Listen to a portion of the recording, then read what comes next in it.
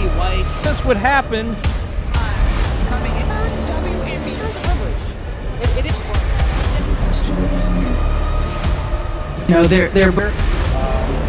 felt that Lexi Hall.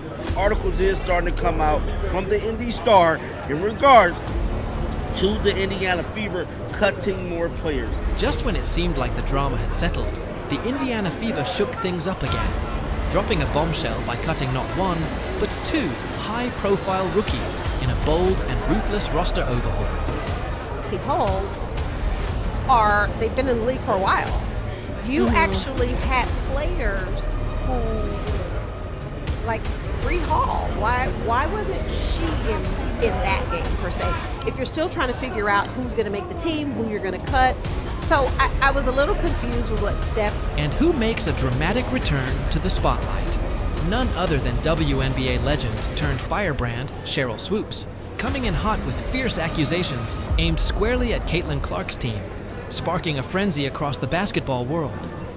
getting pushback from fans, calling out Lexi Hall, Sophie Cunningham, calling out Stephanie White. Oh, I don't know about goal. Was this a calculated business move? A shady display of favoritism? Or is Swoopes simply reigniting her personal grudge against the league's brightest young star? Brace yourself. This story has more twists than a championship playoff series, and the hot takes are already off the charts. Clark, pull up three. You bet! Like this video if you're Team Clark. Smash that share button if you think Swoopes has a point, and subscribe for the juiciest WNBA breakdowns you won't find anywhere else.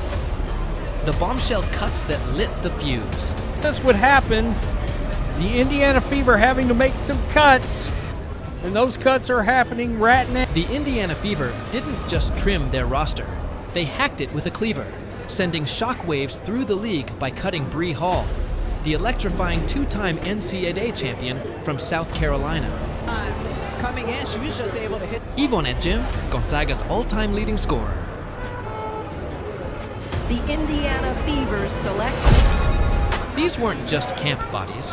They were legitimate talents with serious potential, dumped before they even got a real chance to prove themselves. Fans were left stunned, analysts scrambled for answers, and the whispers started right away. Was this about talent, or was there something else at play? Jillian Elaine, she's out. Okay, in case you're and Bree Hall, both out. All right, we'll get. The timing couldn't have been more brutal. Hall barely saw the floor in preseason, just a few sparse minutes against Brazil before getting the axe. Gone within 24 hours. No farewell tour, no sentimental press conferences, just a cold, hard reality check about the cutthroat nature of professional sports. But here's the kicker. The Fever's salary cap is a mess, thanks to Katie Lou Sampson's bloated dead money contract. With only 11 roster spots and a logjam of guaranteed veteran deals, someone had to go. The real question is, why these two? Cue the conspiracy theories. Social media exploded with accusations that the Fever were prioritizing certain players, namely Caitlin Clark's supporting cast, over raw talent. And just on cue, Sheryl Swoopes emerged from the shadows, ready to pour gasoline on the fire. This, she said, reeks of favoritism. Right, because even though the starters weren't in, like Sophie Cunningham and Lexi Hall they've been in the league for a while. You actually had players who, like Bree Hall, why wasn't she in that game per se? If you're still trying to figure out who's going to make the team, who you're going to cut. So I was a little... You thought Swoopes was done with her Caitlin Clark critiques? Think again. The Hall of Famer didn't just question the Fever's cuts. She practically accused head coach Stephanie White of rigging the system. Why wasn't Bree Hall playing if they were still evaluating roster spots? But to me, I wouldn't read too much into preseason though. It's just that, it's preseason. Players aren't at their peak, they're not at their best. Coaches are still... Swoopes demanded on the Women's Hoop Show, her tone dripping with skepticism. The implication? Hall was set up to fail, while veterans like Sophie Cunningham and Lexi Hall received preferential treatment. Sophie Cunningham and Lexi Hall, they've been in the league for a while. But Swoopes didn't stop there. Oh no. She took a not-so-subtle shot at the Fever's other white players, suggesting that Clark's teammates were being shielded from the same scrutiny. Maybe I should start tuning up the rest of them, she quipped, sparking instant backlash. Was this a legitimate critique of roster fairness, or a thinly veiled jab at Clark's rising stardom? The internet had plenty of opinions. First WNBA game. Was it everything you expected it to be? I know it wasn't the outcome you wanted, but tell us how did you feel about your first performance? Yeah, I thought we were. Let's be real. Swoopes has a history here.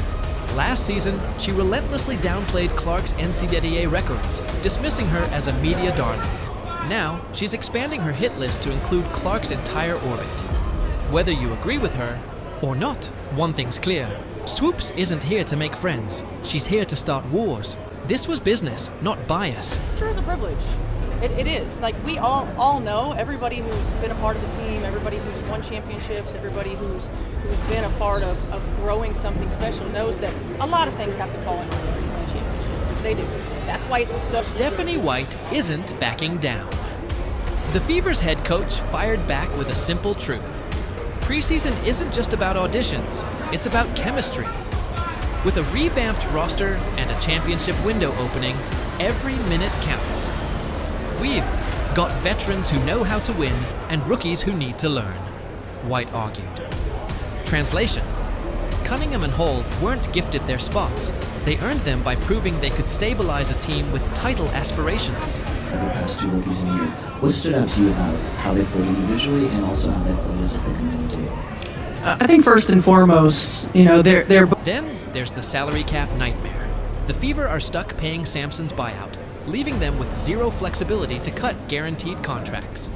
That meant rookies on non-guaranteed deals, like Hall and Hume, were the only movable pieces. Harsh? Absolutely. But as White put it, this league isn't fair. It's about winning. With Clark, Aaliyah Boston, and Kelsey Mitchell leading the charge, the Fever aren't here to coddle. They're here to compete. Can carry 12 players, but because of salary cap limitations, the Fever will likely only have 11 players on its roster. Wow. Still, the optics are ugly, letting go of two black players, one a proven winner, Hall, and the other a record breaker, Gam, while keeping lesser-known vets. It's a narrative Swoopes is more than happy to amplify. But is this really about race or just ruthless roster math? Sophie Cunningham claps back, and the feud goes nuclear.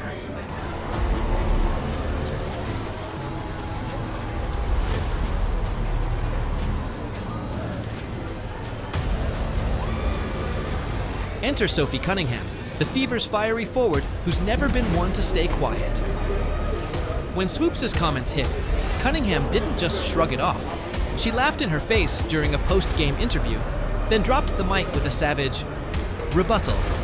I don't need anyone's approval. My game speaks for itself. And speak it did. Cunningham torched Brazil in preseason, proving exactly why she's a locker room anchor. Really figure out each other and figure out like what they're going to do, what type of system they're going to run. I will say this. I know it's preseason, so that's why I'm like, don't read too much into it. But if I'm a player, But Swoopes wasn't fazed. She doubled down, suggesting Cunningham's minutes were handed to her, not earned.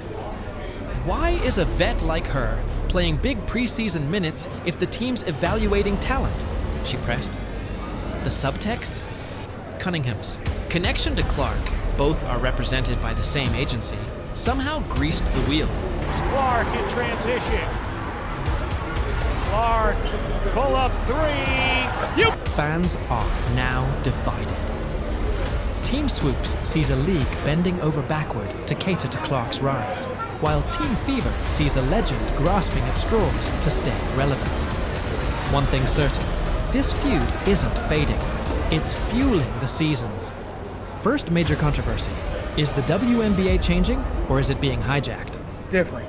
But I don't understand why you would sign somebody, why you would draft somebody to cut them in a... Beneath the personal shots lies a generational clash, shaking the WNBA to its core.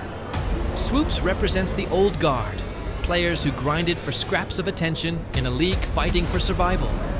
Clark, on the other hand, is the face of a new era where social media, record ratings, and million-dollar endorsements are rewriting the rules overnight.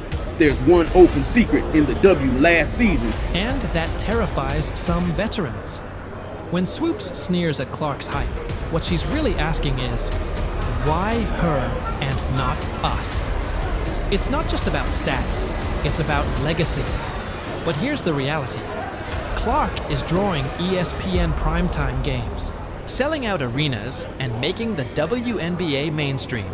Like it or not, she's the tide lifting all boats. So, is Swoopes fighting for fairness or fighting progress?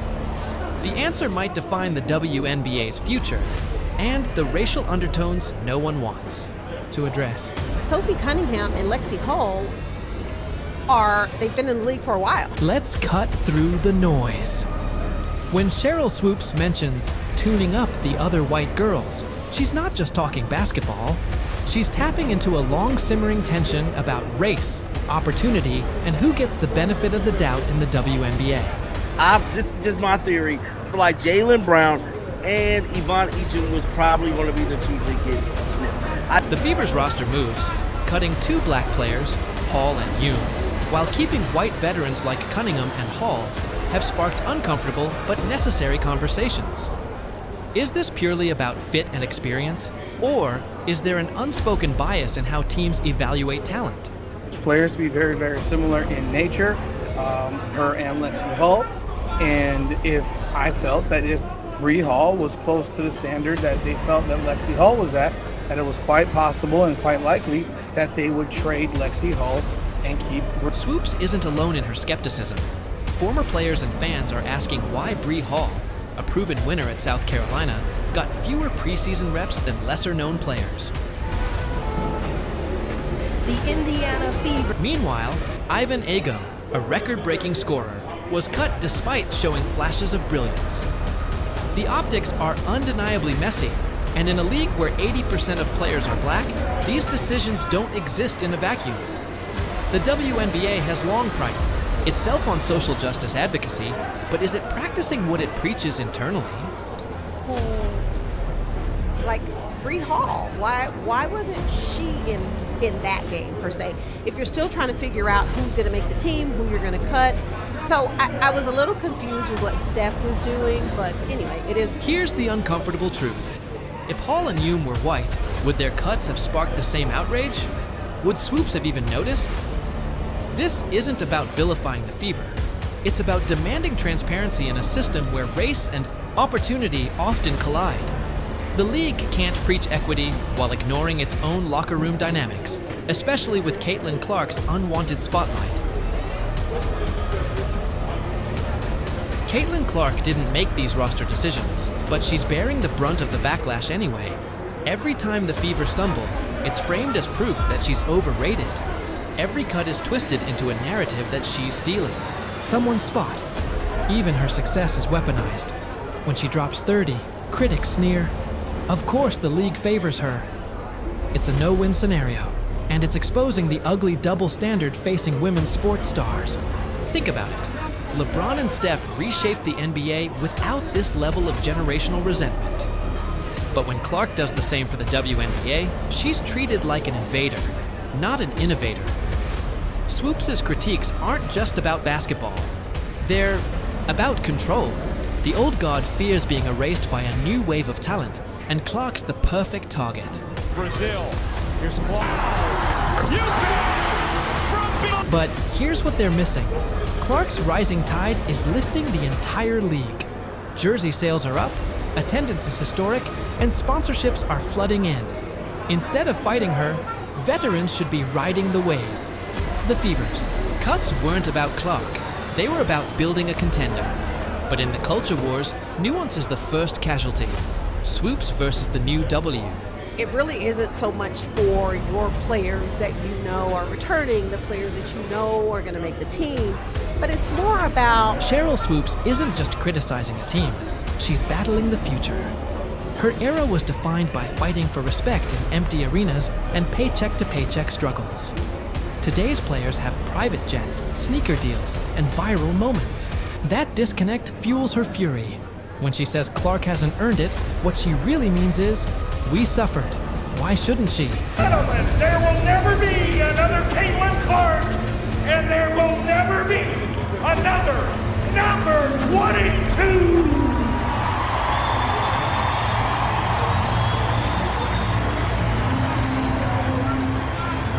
But progress isn't zero-sum.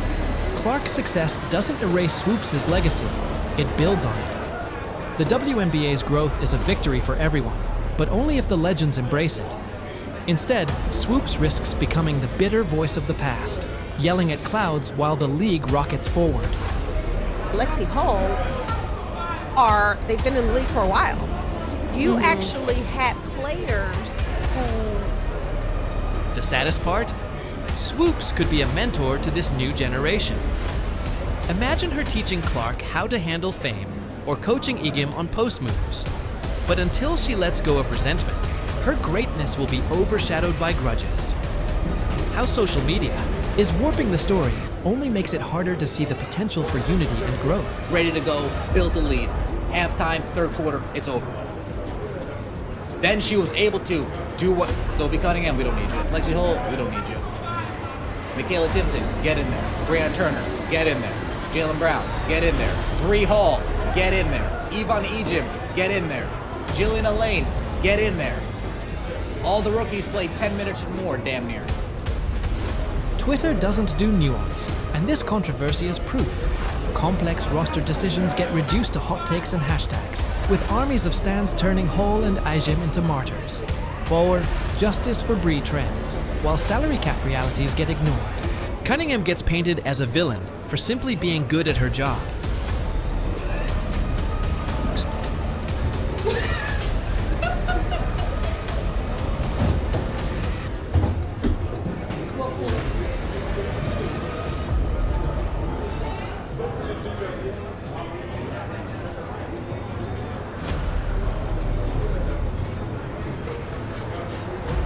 And the Fever, they're trapped in a lose-lose narrative. Keep the rookies, and they're not serious about winning. Cut them, and they're racist and biased. In the court of public opinion, facts matter less than vibes. And right now, the vibes are toxic. Breaking news, Fever fans. We are coming to Iowa City. We are thrilled to announce that the Indiana Fever will face off against the Brazilian national team in a preseason exhibition at Carver Hawkeye Arena. Caitlin Clark makes her return home to the University of Iowa on May 4th. But here's the twist. This outrage helps the WNBA. Drama drives engagement, and engagement means more eyes on the game. The league might publicly wring its hands, but secretly, they're loving every second. Controversy sells, and women's sports thrive on it.